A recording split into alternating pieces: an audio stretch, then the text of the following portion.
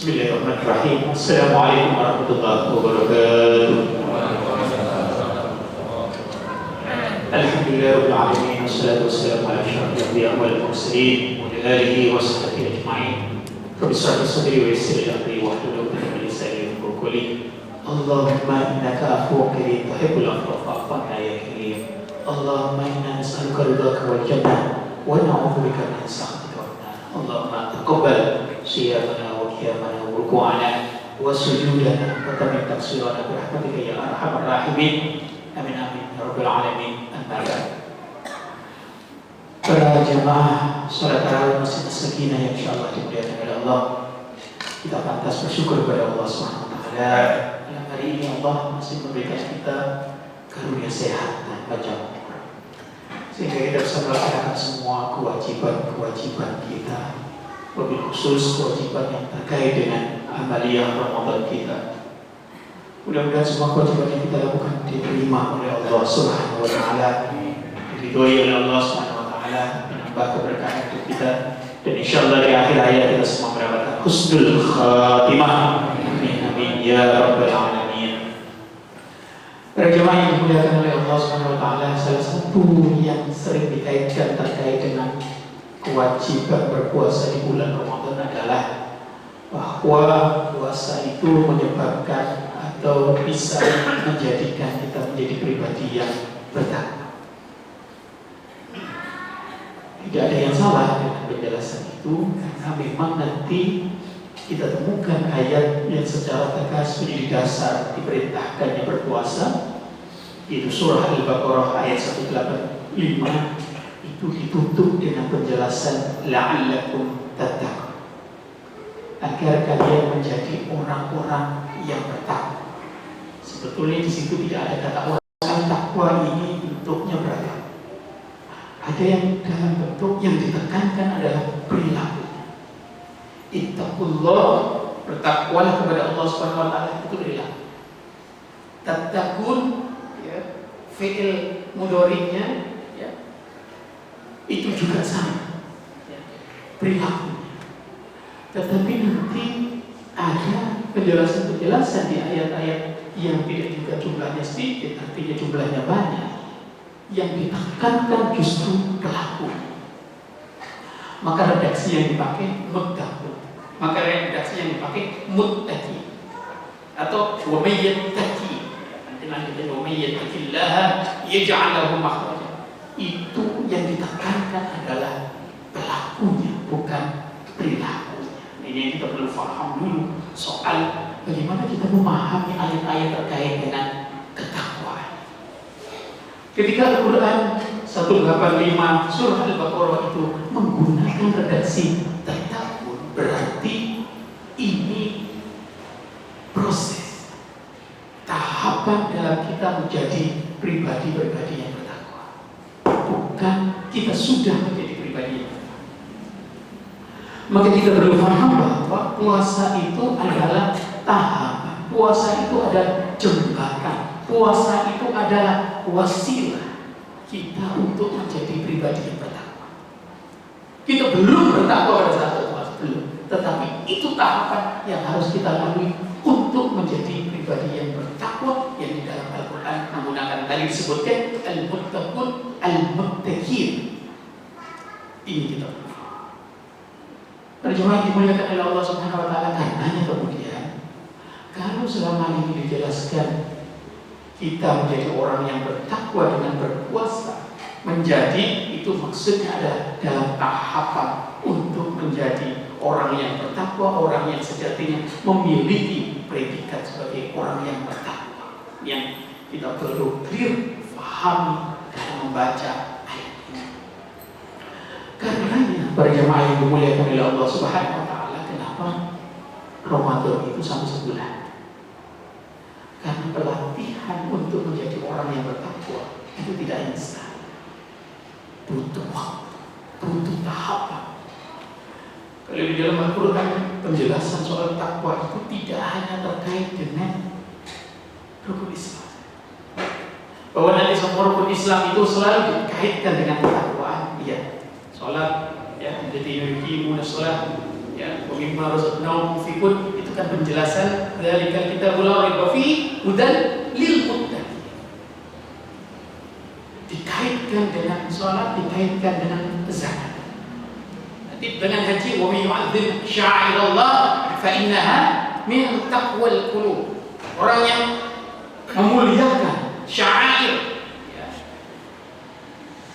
tanda-tanda kebesaran Allah, syiar-syiarnya Allah, ya, fa innaha min taqwal qulub, itu menjadi pertanda bahwa orang itu mempunyai ketakwaan hati. Ini dikaitkan dengan haji. Ya, puasa tadi la'allakum tattaqun. Ini kita perlu paham. Tetapi nanti penjelasan soal bertakwa ini spektrumnya, kalau bahasa kerennya itu spektrumnya luas. Tidak hanya terkait dengan rukun Islam saja, tapi terkait dengan hal-hal yang lain. Bagaimana kita temukan nanti penjelasan tentang riba, itu juga dikaitkan dengan ketakwaan. Kehati-hatian kita dalam menerima apa yang kita terima sebagai dalam tanda petik rizki dari Allah Subhanahu wa Ta'ala, itu juga dikaitkan dengan ketakwaan. Karena dalam definisi atau dalam penjelasan yang sering kami sampaikan di majelis-majelis seperti ini, bahwa apa yang kita terima dari Allah Subhanahu wa Ta'ala itu tidak semua bernilai rizki. Dia akan berubah menjadi rizki ketika kita bisa pakai untuk beribadah kepada Allah Subhanahu wa Ta'ala, kita pakai untuk kebaikan, kita pakai untuk membiayai kemanfaatan-kemanfaatan yang dirasakan tidak hanya oleh diri kita, tapi dirasakan oleh sebanyak-banyaknya orang-orang yang ada di lingkungan kita. Itu baru rizki. Kalau tidak, maka itu menjadi istidraj. Ini kita menfaham. Para jemaah yang dimuliakan oleh Allah Subhanahu wa Ta'ala, spektrum yang luas tentang ketakwaan itu nanti kita bisa temukan di hadis. Kalau di Al-Quran banyak sekali ayat yang berbicara soal ketakwaan itu, yang kita kemudian faham, oh, bertakwa itu banyak identitas, tidak tunggal identitas. Apalagi kalau kita melihat hadis. Melihat hadis ketakwaan itu luas sekali. Ya.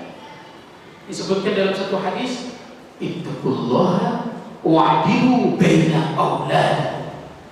Bertakwalah kepada Allah Subhanahu wa Ta'ala, wa'dilu baina auladikum, adillah kepada anak-anak. Wah, ternyata adil. Berlaku adil kepada anak-anak kita, kepada cucu-cucu kita, itu tanda ketakwaan. Kita membeda-bedakan anak kita yang punya karir yang bagus, kita selalu sanjung-sanjung, kita selalu ada untuk dia. Yang lain yang kurang berprestasi, yang kurang karirnya kurang bagus, yang kurang membanggakan, kita kurang perhatian pada dia, kurang bertakwa. Sebegitunya Rasulullah SAW menjelaskan, ya, memberikan pemahaman konseptual terkait dengan takwa. Nanti juga kita temukan ittaqullaha walau bisyikki tamr.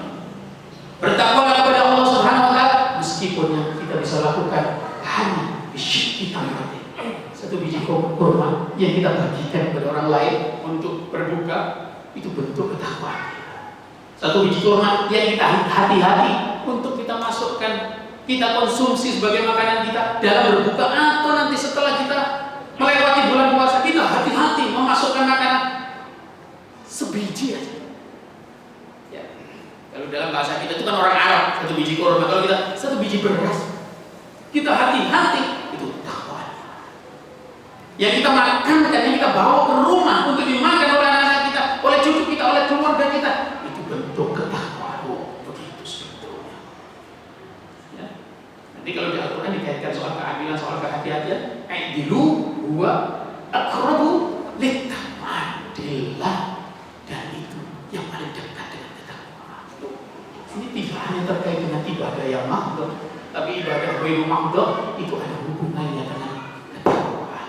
Maka berjamaah yang dimuliakan oleh Allah, dengan penjelasan pengantar seperti tadi, kita perlu membuka penjelasan para ulama tafsir di kitab-kitab tafsir soal la'allakum tattaqun. La'allakum tattaqun ini ya, bukan dalam ketakwaan dengan perspektif makna yang umumnya kita dengar bahwa takwa itu adalah imtithalul awamiri wajtinabun nawahi. Ya, kita melakukan sesuatu yang diperintahkan oleh Allah Subhanahu wa taala dan menjauhi sesuatu yang dilarang, seperti yang kita sering dengar hari Jumat juga sering disampaikan oleh para khatib, bukan dalam masalah ini. Kita kalau cek tafsir-tafsir Ibnu Katsir, At-Tabari, Al-Qurtubi, atau tafsir apapun, rata-rata menjelaskannya bahwa la'allakum tattaqun ini dimaknai sebagai agar kita bisa mengalahkan nafsu, agar kita bisa mengalahkan syahwat kita. Itu tattaqun dalam konteks 185 surah. Kenapa? Nyatanya berpuasa itu yang dilatih adalah perlawanan terhadap nafsu, perlawanan terhadap syahwat. Kalau kita mengikuti penjelasan Imam Al-Ghazali dalam kitab Kasyafatul Qulub, dia menyampaikan bahwa setan itu tidak punya kuasa apa-apa atas diri kita. Setan itu lemah, setan itu tidak berdaya. Bahkan Al-Quran menggambarkan inna kaida syaitani kana dhaif. Setan itu reka dayanya, ya, tipu dayanya lemah. Lalu apa-apa kita menyalahkan setan? Yang memberi pintu kepada setan itu nafsu. Setan itu nggak bisa masuk, bahkan mengetuk pintu hati kita, dada kita, jiwa kita, badan kita. Ya. Dia tidak berani. Kenapa? Udah bergerona bani Adam. Kita ini tinggi, makhluk yang tertinggi yang diberikan kemuliaan oleh Allah SWT. Manusia sejati. Maka jangan tanamkan anak-anak kita untuk takut sama pocong, takut sama setan. Itu di bawah kita. Jangan. Dan itu berbahaya, itu buruk. Kita terlalu tidak baik tradisi. Nah, kenapa setan bisa berkuasa pada diri kita? Kita membukakan pintu. Imam Al-Ghazali menjelaskan, ketika nafsu kita longgarkan, kita buka pintu dari, kita buka pintu yang sanubari kita, setan masuk, pelan-pelan menguasai, pelan-pelan mengendalikan. Disitulah setan akan menjadi pemilik. Nauzubillah, nauzubillah. Maka kita suka bingung ketika para ustaz, para kiai, para dai menjelaskan bahwa di bulan Ramadan setan-setan itu dibelenggu. Tapi kok ya banyak orang yang berhasil, kok yang nggak ada perubahan apa-apa. Di beberapa tempat ini, tempat-tempat masjid nggak ada perubahan. Kalau tidak ada razia, tidak ada satpol pp, tidak ada, aman-aman saja. Tetap aja, ya. Mereka melakukan kemaksiatan, mereka melakukan dosa, mereka melakukan kemungkaran, tetap saja. Kenapa? Karena sejatinya itu bukan setan, itu dirinya, itu nafsunya. Ya, setannya sudah keluar, setannya sudah tidak berani bercokol, tapi karena kebiasaan, habitnya, yang sebelum bulan puasa dia tidak bisa mengusir setan keluar dalam dirinya, dalam jiwanya, disitulah dia kemudian, ya, tidak ada bedanya antara bulan puasa dan bulan yang lain. Kita yang diberi perlindungan oleh Allah Subhanahu Wa Taala, insya Allah, ya, di bulan Ramadan perilaku kita berbeda, perilaku kita berubah. Kenapa? Setan tidak berkuasa. Ini kita selalu memohon perlindungan kepada Allah Subhanahu Wa Taala. A'udzubillahi minasyaitonir rajim. Ar-rajim itu yang dilempar. Kalau mana dasarnya itu, dia itu selalu ingin mencari berita dari langit tentang apa yang terjadi, apa yang jadi takdirnya manusia di bumi ini. Dia pengen ya, mencari-cari, mencuri-curi berita, lalu kemudian disebarkan ke manusia untuk menjadi permusuhan, untuk menjadi macam-macam. Itu ar-rajim maknanya. Begitu juga sebetulnya bisa dimaknai ar-rajim itu, dia ini sebetulnya terus mengintai, ingin masuk ke dalam diri kita. Kalau kita ta'awudz, memohon perlindungan kepada Allah Subhanahu wa taala, dia tidak bisa masuk. Dilempar terus dari dalam diri kita, dari dalam jiwa kita. Itu yang kita harapkan. Tapi kita yang berpuasa dengan benar, yang berpuasa dengan baik, yang menganggap puasa ini adalah training, yang menganggap puasa ini syahrul muhasabah, yang menganggap puasa ini sebagai bagian kita mendapatkan maghfirahnya Allah Subhanahu wa taala, melebur dosa-dosa kita selama 1 tahun. Ya, selama 1 tahun ini. Kalau kita mengikuti penjelasan hadis sahih di Bukhari, ada di Sahih Bukhari ada, ya, man shoma ramadhana imanan wa ihtisaban ghufira lahu ma taqaddama min dhanbihi. Bahkan ada penjelasan wa ma ta'akhkhar. Yang menarik, ya, kayak penjelasan untuk mana? Ya, barang siapa yang berpuasa di bulan Ramadan, iman kepada Allah. Ini iman bukan yang abstrak, iman yang konkret. Apa yang dimaksud iman yang konkret? Kita percaya janjinya Allah SWT. Orang yang berbuat baik, orang yang beramal saleh pasti dibalas oleh Allah SWT, pasti diganjar oleh Allah SWT, pasti diberi ketenangan dalam hidupmu, pasti diberikan kebaikan dalam jalan ya kehidupan rumah tangganya apapun juga. Itu janjinya Allah SWT. Kita iman ketika kita berpuasa. Nanti hadis yang lain, qoma Ramadan imanan, kita qiyamul lail di bulan Ramadan, salah satunya qiyamul Ramadan, tarawih ini itu juga bagian dari iman kita kepada Allah SWT. Kalau itu kita lakukan karena iman kepada Allah SWT, kalau itu kita lakukan karena ihtisab, mencari pahala murni karena Allah SWT, tidak ingin dipuji, ya, tidak ingin dilihat siapa, murni karena Allah SWT. Apa jaminannya? Allah akan mengampuni dosa-dosa kita. Ya sudah. Maka nanti disebutkan dua mata akhir yang belum kita lakukan itu sudah diampuni. Luar biasa. Istimewa sekali puasa. Istimewa sekali dia Ramadan. Tarawih ini hukumnya kita perlu paham. Sunnah muakkadah. Sunnah muakkadah itu kita perlu paham di bawah wajib, di atas sunnah. Di bawah wajib, di atas sunnah. Maka generasi awal itu tidak ada yang berani meninggalkan salat. Apapun yang terjadi salat. Jangan sampai di bulan Ramadan kita tidak salat tarawih semalam saja. Apalagi bermalam semalam saja. Jangan. Kalau kita tidak bisa tarawih dalam berjamaah entah karena satu dan lain, tarawih di rumah tetap tarawih. Kenapa? Fadilahnya luar biasa. Jadi kalau mata kita meminta apa yang lebih istimewa lagi dibandingkan dengan diampuni dosa-dosa kita. Kita semua punya dosa. Kita semua punya salah. Nah, pertanyaannya kemudian dosa yang apa? Ibnu Hajar al-Asqalani menyebutkan bahkan sampai dosa-dosa al-kabair, dosa-dosa yang besar itu diampuni semua gara-gara apa? Gara-gara qiyam Ramadan. Meskipun pendapat yang kuat adalah as-sabr. Ini pendapatnya Imam Nawawi yang diikuti oleh banyak para ulama.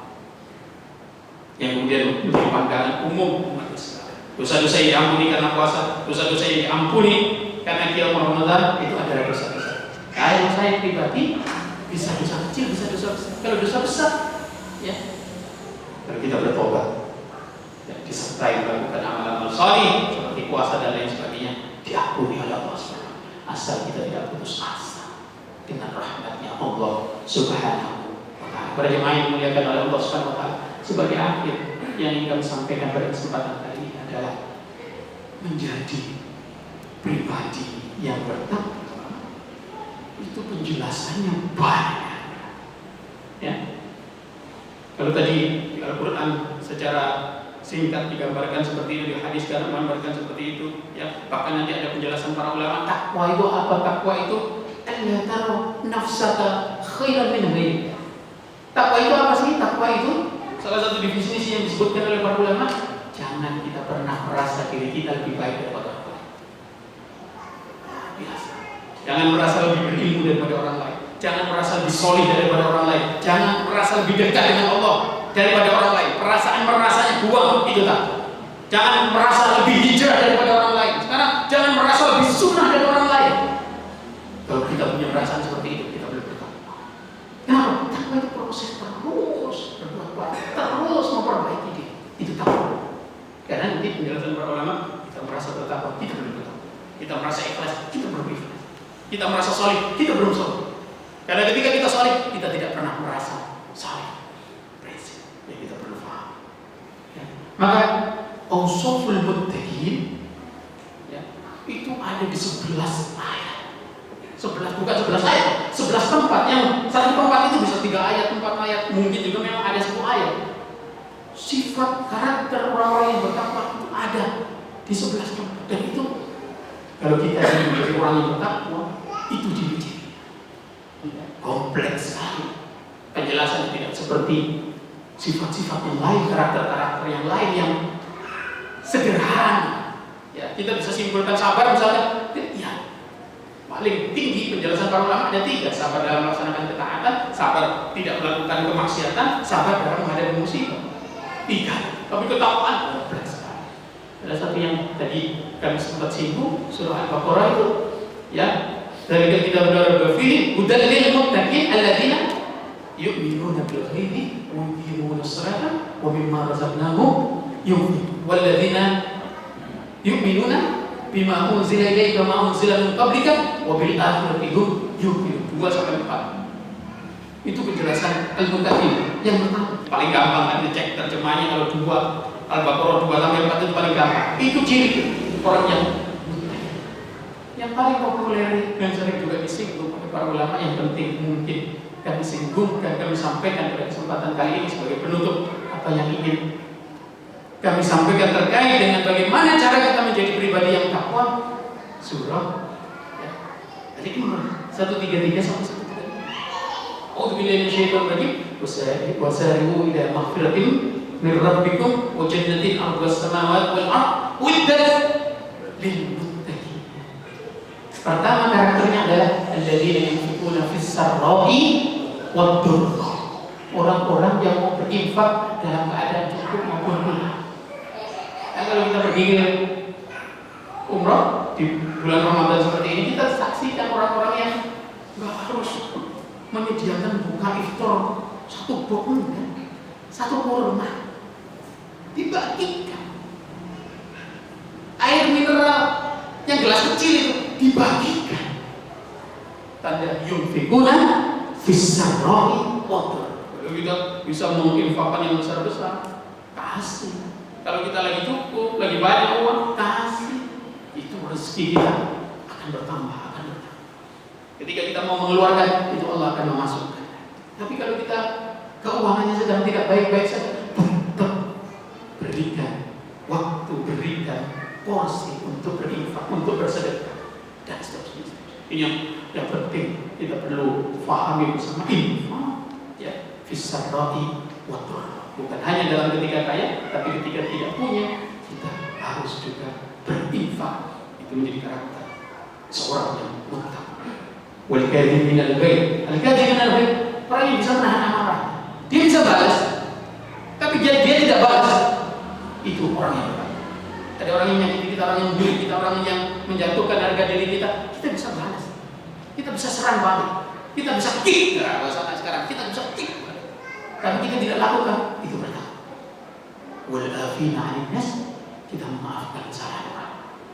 Di Al-Qur'an tidak ada perintah untuk meminta maaf. Yang ada perintah untuk memaafkan. Meminta maaf itu wajib. Tak perlu diperintahkan, orang salah harus.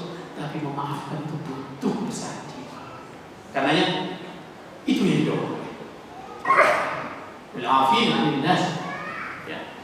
Wallahu yuhibbul muhsinin. Allah ya mencintai orang-orang yang berbuat ihsan. Nanti penjelasannya yang lain bisa disimak, bisa dipelajari, bisa dilihat lagi di ayat tersebut. Walladzina idza fa'alu fahsyan dan seterusnya. Ini yang bisa kami sampaikan. Mudah-mudahan Ramadan kali ini betul-betul menjadikan kita sebagai pribadi yang takwa, yang memahami bahwa takwa itu butuh proses. Takwa itu butuh waktu. Ramadan dengan berpuasa, ingat satu hal, bahwa Ramadan itu bukan hanya berpuasa. Ramadan itu latihannya yang paling sesungguhnya bukan di sini.